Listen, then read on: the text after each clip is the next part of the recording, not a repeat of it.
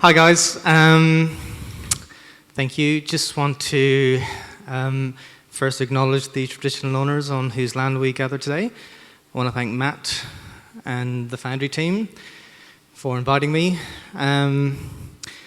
Awesome speakers. Big round of applause for the speakers, please. It's I've been privileged enough to be on many stages around the world doing some talks, and these guys are way up there. Even though Bronwyn and Christiane, you haven't done too much speaking, awesome, amazing. And thanks to you guys for showing up. Yeah, we're here for you guys, so we're hoping that we can impart some knowledge to you. Hang on, is this working? Big on. Cool, all right. So I've got a practice called the SumOp. I'm based in Brisbane, but I'm Irish, if you can hear my accent. If you do need subtitles, put your hand up. We can switch them on. And I'm going to talk to you today about design and risk. And that will kind of cover my career. I'll talk about my career through design and risk. I'm Irish. I'm from a place called Sligo, which is on the northwest of Ireland. But in Ireland, when I finished studying, when I graduated, it was 1994. Everybody would kind of go to Dublin because that's the big city in Ireland and the capital. And I kind of wasn't really interested. Everybody that I knew in the design world was based in London, and I thought, oh yeah, London's kind of cool.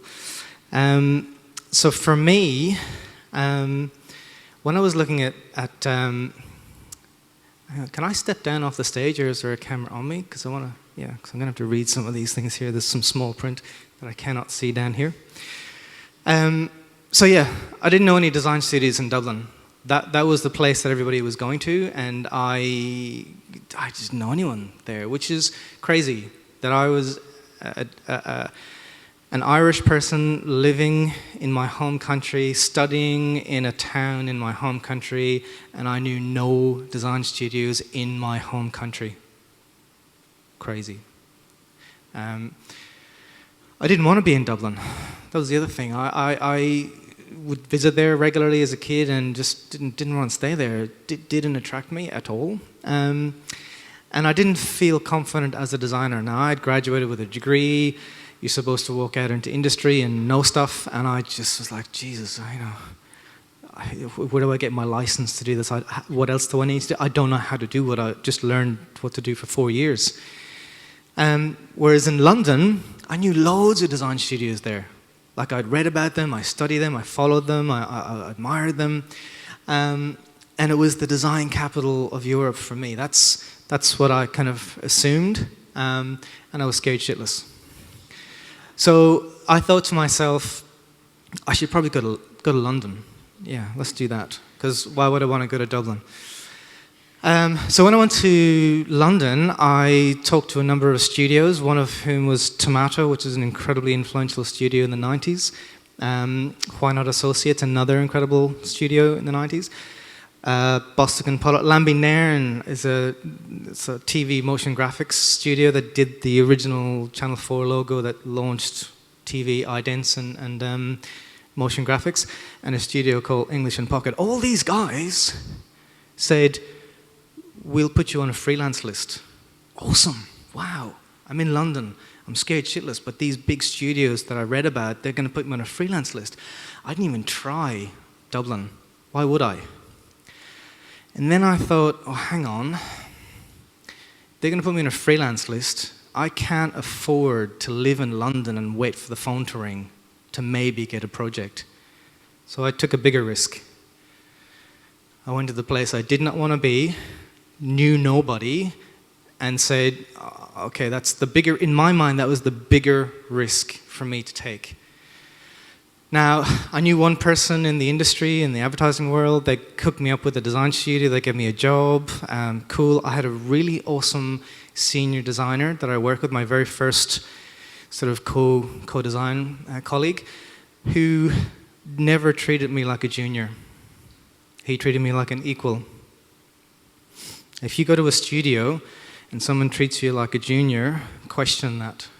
Because this guy said to me, you don't have a lot of experience, but you've got a head on your shoulders, you've got opinions, you've got ideas, and that's all that matters. And we were equals from day one, which is how I've practiced ever since with people I work with. So I worked there for about a year and a half, and for lots of reasons, I decided, I think I'm going to make a move. I think I've done this. It was corporate work, it was financial institutions, banks, fine. Learned a lot. And I thought, I'm going to leave. I don't know what I'm going to do, but I'm going to leave. And I swear, 10 days after I made that decision, I came to the studio with a little post-it note on my computer, call Steve, who was somebody who I'd met on and off for the last year and a half in Dublin, networking, keep in touch with people. They said, hey, we've got a job. Would you like to come interview for it? Okay. I was planning on doing something else, but okay, we'll do that. Went there, did an interview, got the job on my birthday. That studio does all the work for U2. Now, U2 doesn't bring out an album every year. And I was lucky, 3 months into my job, U2 started working on Pop. It wasn't called Pop then. Now, think about it. The studio that does all of the graphic design work and album covers for U2, how big is that studio? Pretty big? Big client? Big? 4 people, including me. One of those 4 people did a lot of packaging work, so it didn't work in entertainment. So there was me, a senior, and the founder who actually gave U2 their name, Steve Averill. So when this job came in, even though I was the more inexperienced, I had access to contribute ideas to this project, to understand how it went through, and they listened to me.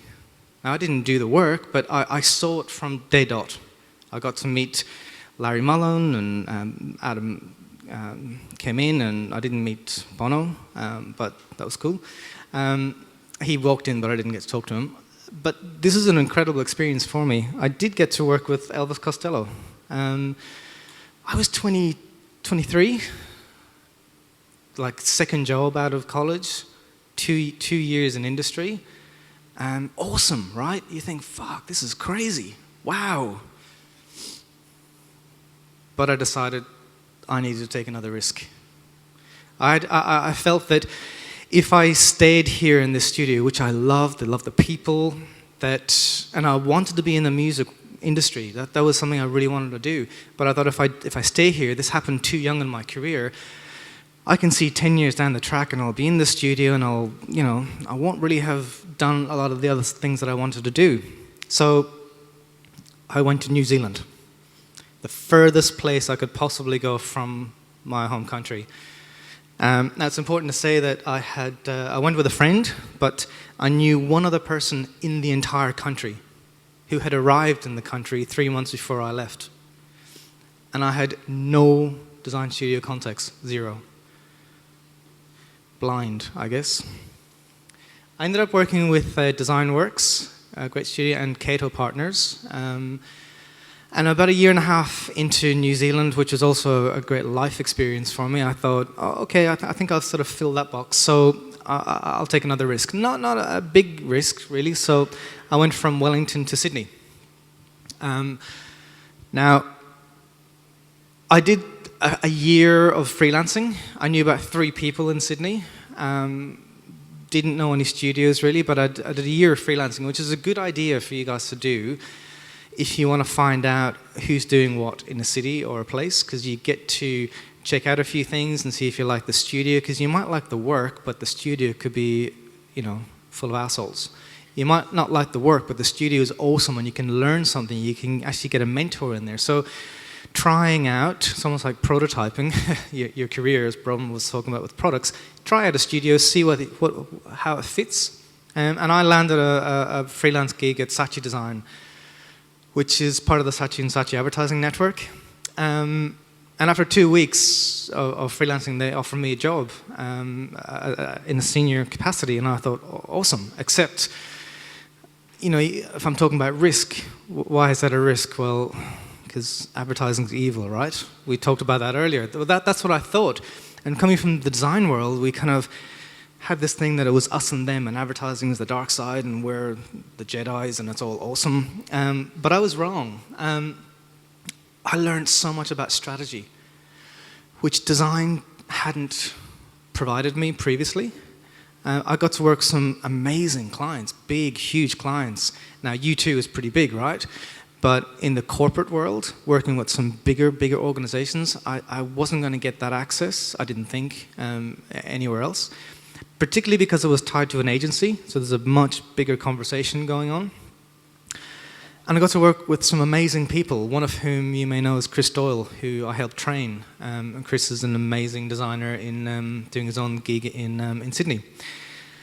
So during that time, my co-creative director, Julian, and I, we managed to win a D&AD Yellow Pencil, which, if you're not familiar with D&AD, is like the Oscars of design, really.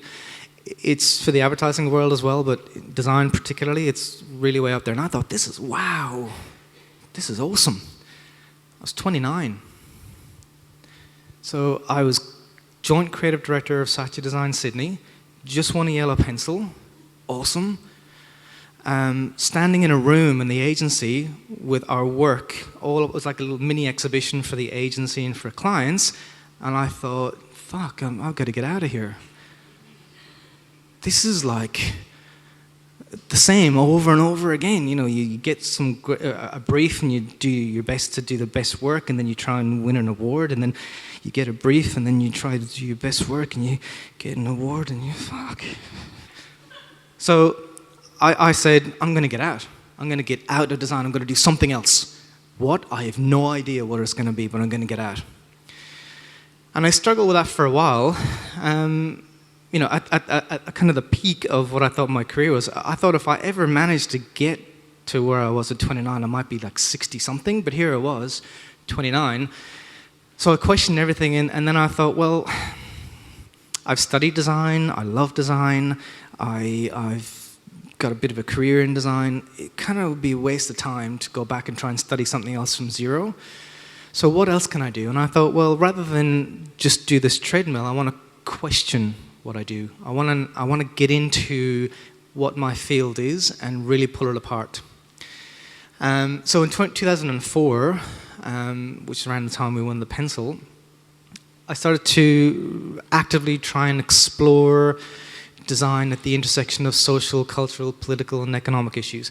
Now, I had an idea kicking around in my head for 8 years that I didn't think I had the permission to do, or the qualifications to do, or the right to do.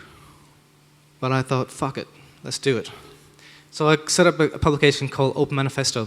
And that was really it's a print journal. Most design journals or magazines at the time were designers talking to designers about design. Awesome. Okay, but can we change that up a little bit, because our world is a bit bigger than that. So I started to talk to designers like Jessica Walsh, but also people like Edward de Bono. And you know who Edward de Bono is? He created the term lateral thinking and parallel thinking. Milton Glaser, I Love New York logo. Noam Chomsky, he's he's the godfather of modern linguistics, MIT professor, activist. Paula Scheer, we know. Larry J. Kolb, ex-CIA operative. Michael Beirut, we know. Neil Harbison, real-life cyborg. Peter Saville. These are contributors to Open Manifesto. This was my way to try and save my career, because I felt that it was getting far too superficial, focused on just specific projects. I needed to explore the world, explore where design sits in the world, and just fill my head with stuff from these amazing people. Now, it was self-funded. Still is. Zero experience in publishing, like zero. And back in 2004, you needed distributors, you needed printers. There was no on-demand printing. There was none of the stuff that we have at our disposal today. I'd never interviewed someone before, ever. My first ever interview was Vince Frost in the studio. Shit. My second ever interview was Stefan Sagmeister. Each issue's approximately 250 pages, goes up to 300 pages sometimes, and takes up to 2 years to do. In this immediate world that we live in, this instant world we live in, 2 years. So it's crazy. So we're talking about these risks. That was a risk for me because I was also putting my money on the line. 2007, I'd sort of come to the end of my time at Saatchi's in my mind. I thought I'd filled the box. I felt that everybody else was moving in one direction in the team, and I felt like the guy who was always swimming against the stream, always the guy that was asking the questions about why we're doing certain things. And I just felt like I was a pebble in everyone's shoe, but also I felt I'd sort of filled the box. So I thought, okay, oops. This is where I was living, Sydney. Awesome. This is where the Saatchi office was. So we had a little boardroom that looked out onto the Harbour Bridge, and the Opera House. Gorgeous, right? So I moved from here to here. Does anyone know where Connemara is? Yes. It's there. And we'll give you some context. It's a 10-hour flight. Well, 10 hours by plane if you include a couple of stopovers in airports. 10 hours to get from Sydney to Connemara. Population 4,500 to 6,000, depending on the time of the year. The closest nearest urban hub is a 1-hour flight in either direction, Broome or Darwin. It's beautiful. Really, really pretty.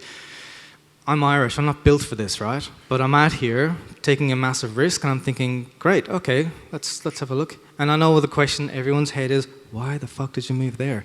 It's because my now wife got a job, so I went, okay, I'll follow you. Great. I could tell you that story another time, but I had massive, massive doubts in my head. Beautiful, beautiful, and dangerous as fuck, because I took that photo. That's not a stock shot. I took that photo. It's for real. You guys think you're remote. Indiana Jones couldn't even make it. The film never showed up. So I set myself a challenge as a designer. So I left Saatchi's. Like we had about 160 to 180 people in the agency. We had about 10,000 people around the world in the network. And I moved to a house with me on my own, on the back of a house. But I set myself a challenge and said, if I can work locally, regionally, nationally, and internationally, this could be an experiment worth doing. That is my studio headquarters was. My office was in the back right-hand room. And that was where we were for 3 years. And in that time, I worked with local Aboriginal organizations and regional Aboriginal organizations, and I wanted to do that.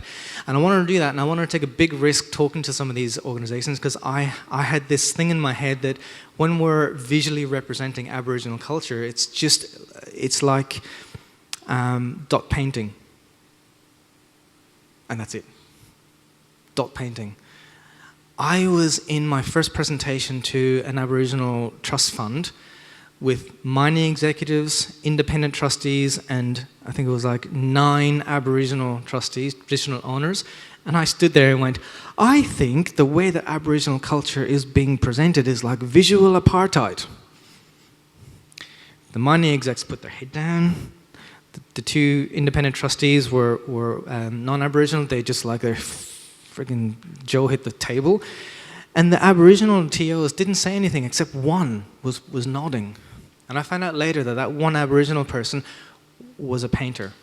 And she agreed there was more to Aboriginal culture than just dot painting and painting. So I wanted to explore how we might do that. And I also wanted to explore how we might be able to bring Aboriginal culture to a wider audience, a non-Aboriginal audience who may think that they're not interested in Aboriginal culture, but there's so much to tell. So that's another challenge I set. Part of it was this diary that we did for I did for a Aboriginal publishing house. A calendar in our year is linear, January to December. A calendar in Aboriginal culture is circular. So that was the beginning of that. And through the diary, we had stuff in there, information about circular calendar in Aboriginal culture, so it was an educational tool.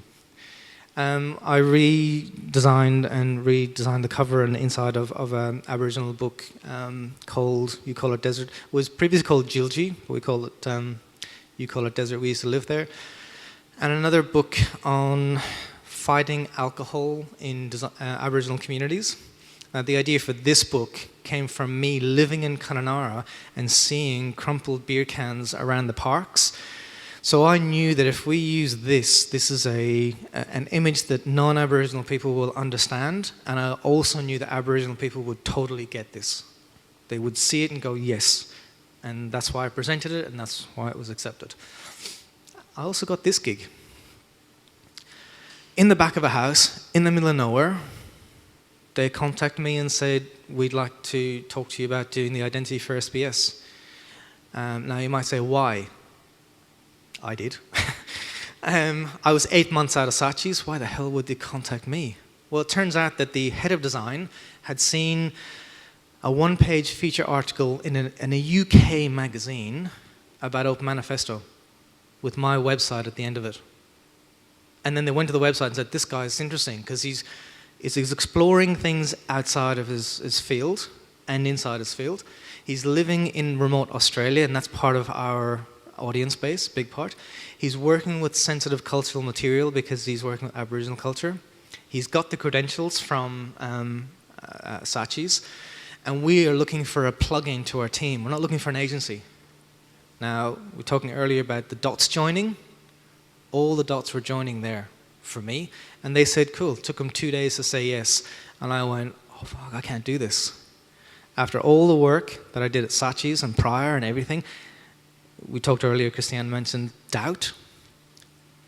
In my head, front and center, this is SBS. Oh my God, this is huge. And then I went, well, hang on. I've done this before for other things. Doesn't matter if it's big or it's small. I just got to do what I do. And that's what got me through that particular project.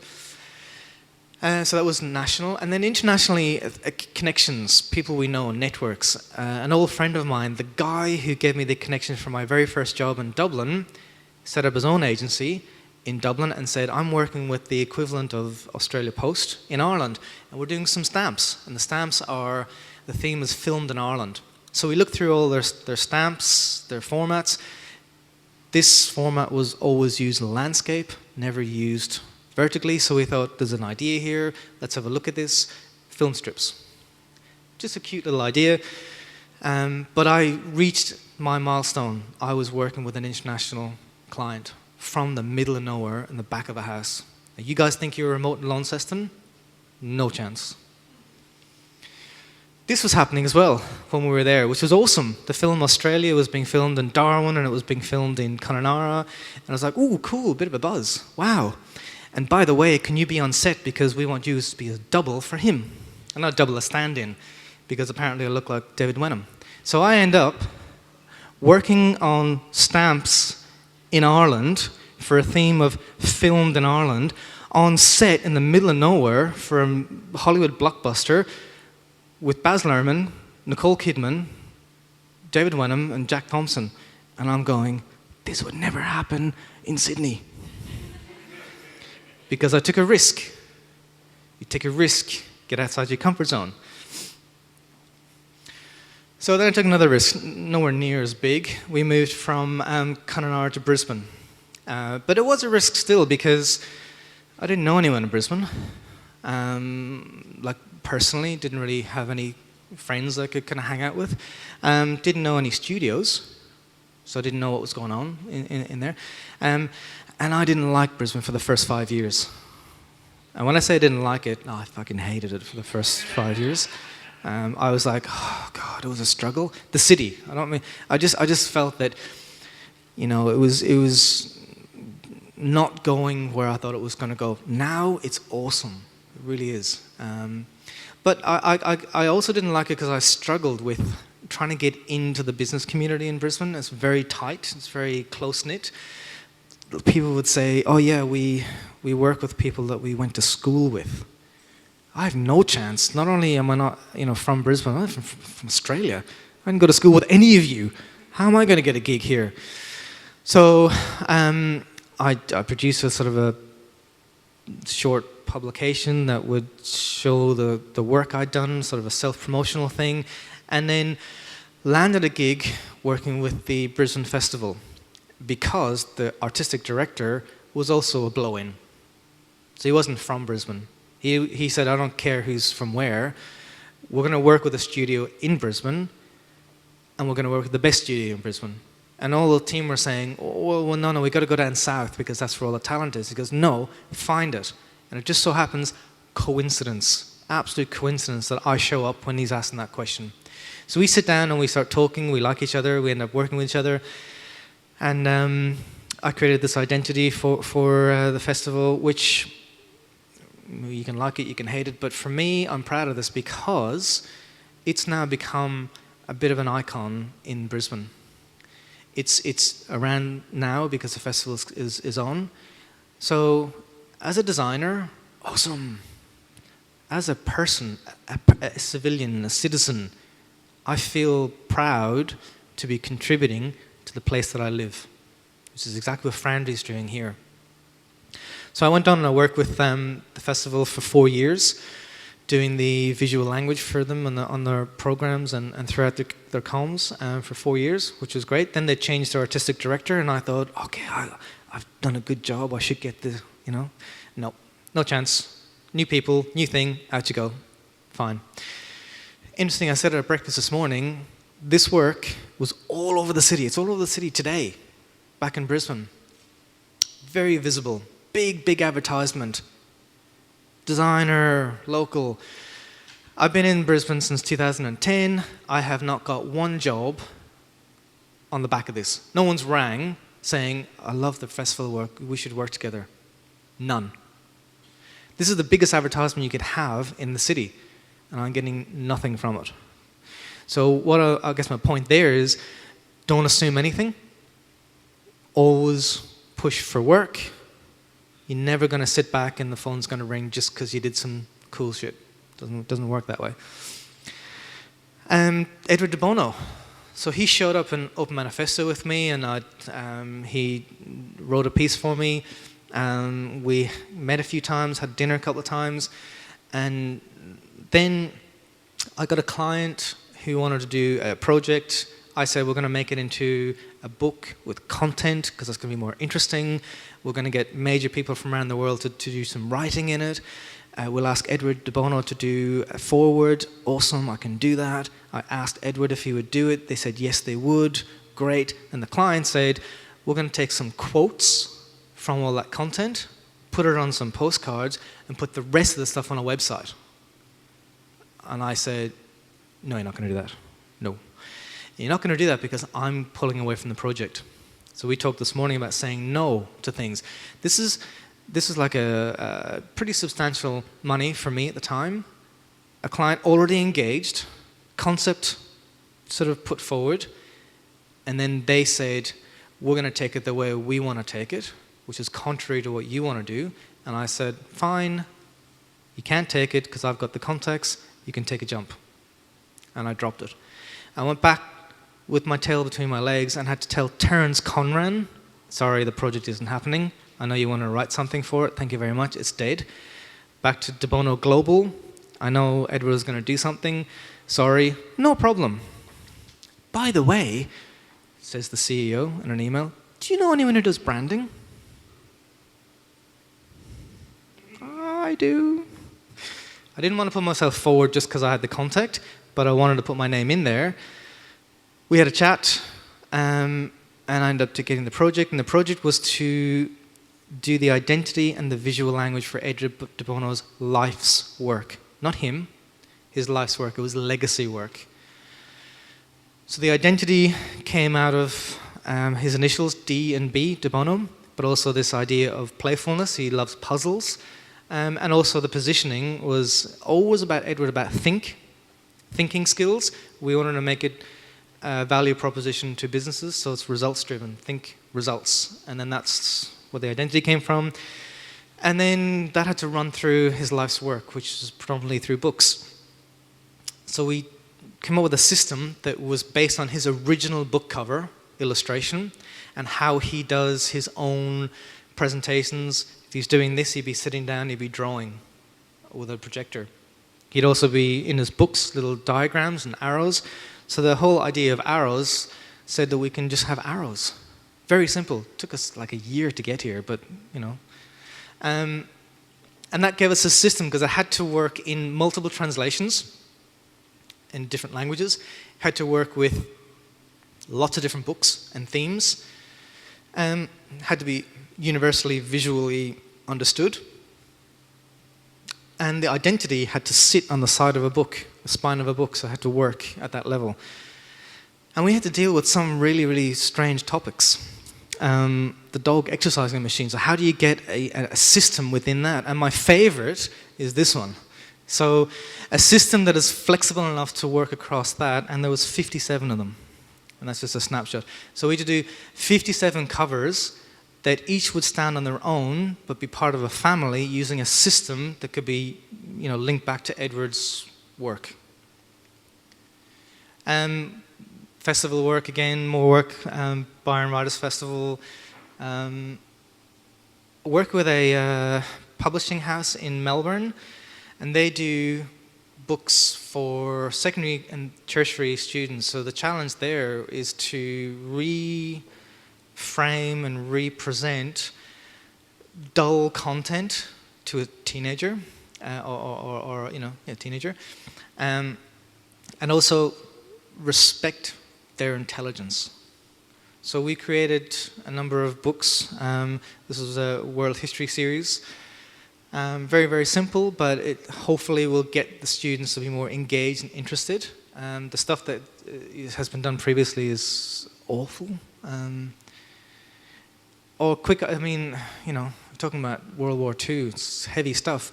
But a simple thing, there was 3 stages in this book, so we just built it into the German flag. Very, very simple ideas. Language, we're trying to reposition these books that don't look like they're secondary school textbooks. They look like they're something that you would pick up in a bookshop. Worked with other design studios. This is a furniture design company in Brisbane called Street and Garden. So they merge environmental and furniture together. So that's where the identities come from. Science. The reason I'm showing this work is that the diversity of the work we, as designers and creatives, tend to work with can be very much outside of our field of comfort. This is I couldn't even describe this as so complex, the actual thing that these guys do, but it's called a Digital Earth node, and they're connecting all sorts of stuff around the world. So a system that will work across their visual language to explain how everything is connected. Right through to alternative milk products. This is a almond coconut milk company in Sydney. And again, trying to keep things simple, a bit like what Bronwyn was saying, stylish and simple, but also to take it out of what we call category convention. A lot of the stuff that you see in this category tries to be too earthy, too, you know, hippie. We want to say you can do that, but you can do it in a very stylish way that stands out. Right down to my barber. This guy was working in a bigger chain. He wanted to go solo, set up his company called Tommy Two Blades. He's British. I thought, awesome, we'll do this. And his positioning is the gentleman's rebel. So he's now building a following on the back of a symbol that he can use and own. Again, contributing to where I live, contributing to who I go to, my barber. This has just been done. It hasn't been printed yet. It's a chocolate company that is also working on mental wellness. So they create chocolate. They want to get the proceeds of the chocolate to create mental wellness tools on the back of that. And all the packaging is going to have mental wellness tips. And they've got a website that also does. So the purpose behind this, we're talking about purpose today, is hugely meaningful. So this is name, identity, positioning, packaging. And this is a branded content division of a major media company in Australia called Eve. It's like hand custom type and identity that runs through, working with a collaborator in Sydney. On the back of Open Manifesto, that takes 2 years to do. an issue, I thought, that's fucking insane. That just takes forever. So I'm working on a program called Design Nerd, which originated as a trivia game. It's had a couple of false starts, but right now, I'm not going to talk too much about this, but it is it's going to be an education program based around design enthusiasm and around where design is shaping the future. So that's currently kind of underway. But again, taking a risk because it's my own money, it's my own time, I'm getting collaborators involved, and having to put your neck out. And Bronwyn, you mentioned earlier that you put something out there and there's crickets and tumbleweeds, and you're like, oh, damn it, shit. But this has had a few iterations, Design Nerd, and each time I say, I'm going to stop, and I go, oh, no, I could do this, this would be better. So it's test, iterate, prototype, try. So a risk is about discomfort. Anyone who's taken a risk is really awkwardly uncomfortable. But discomfort is about learning. And Bronwyn, you mentioned it, and Christian mentioned it this morning as well. So for me, when I'm looking at my discomfort and the risks that I've taken, it's about learning. And learning means progress. So if we're learning, we're progressing. And you guys are about to finish school, some of you, never stop learning. Never. You've heard from all of us this morning, we're always learning, we're always figuring stuff out. And it is figure-outable, I love that. For me, design is deliberate. That's my definition of design, and that was given to me by Edward de Bono. In a conversation I had with him, I asked him, how do you define design? He said this. And he said this because when we're designing something, we are making conscious, deliberate decisions from one step to another to a very specific outcome. That is deliberate. Even when we're not doing that and we say, oh, fuck it, we'll see what happens, that's like a deliberate decision to do that and see what happens. It's deliberate. And that is the thing about design, that what we do as creatives, as practitioners, is deliberate, whether it is for ourselves and our own self-initiated projects or whether it's for a client, it is deliberate. We need to have all the information, all the reasoning, all of the backup knowledge as to why stuff's getting done, because it is deliberate. And that's why, through my career, I have tried to take deliberate risks, to push myself outside my comfort zone so that I learn, not necessarily so I can do that for design, but I can learn and grow as a person. And the best thing about you as a designer is if you're interesting. If you can be interesting, the design will take care of itself.